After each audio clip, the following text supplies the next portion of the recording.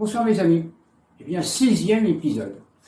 Alors là, c'est l'épisode d'Abraham et de Lot qui font un voyage ensemble et les choses ne vont pas toujours très bien se passer. Et puis là, nous assistons à un tournant un peu de l'évolution des deux peuples qui sont transformés plus ou moins en tribus. Voilà, donc je vous explique tout ça. Alors, dans la descente de Seine, il y avait un homme qui s'appelait Terah. Ils s'installèrent donc pas loin de la tour de Babel, qui était une ville d'un peu luxuriante.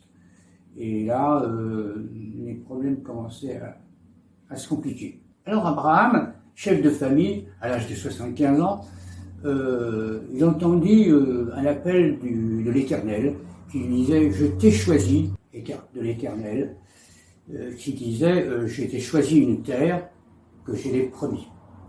Alors Abraham, avec Lot, commencèrent un périple en quelque sorte, monta vers l'Égypte, puis après descend à Canaan, pour enfin s'installer plus ou moins du côté de Babylone. Alors à Bethel, c'est là que commençaient les ennuis.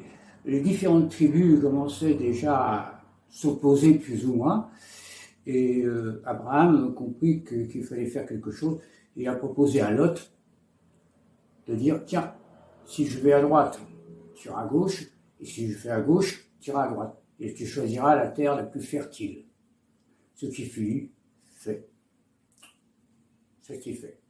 Alors Lot, très attiré par les villes où il y avait, disons, du plaisir, il commença à dire, bon, bah, je vais m'installer là. Alors finalement, Lot choisit une ville, Sodome, une ville d'un petit peu de plaisir, et Lot appréciait un petit peu le plaisir de la ville, au tout bien tout d'heure. Alors c'est là que commença, disons, les divergences avec l'Éternel, et donc on peut dire que le voyage était arrivé. Mais l'Éternel avait toujours des problèmes avec toutes ces tribus qui étaient, surtout à Sodome, où il y avait une orgie, en sorte d'orgie. Donc nous allons voir dans le prochain épisode comment Lot s'est fait capturer et que Abraham est venu à son secours. C'est à partir de là que commencèrent, disons, les guerres, les batailles, etc., qu'on verra plus tard dans les siècles qui viendront.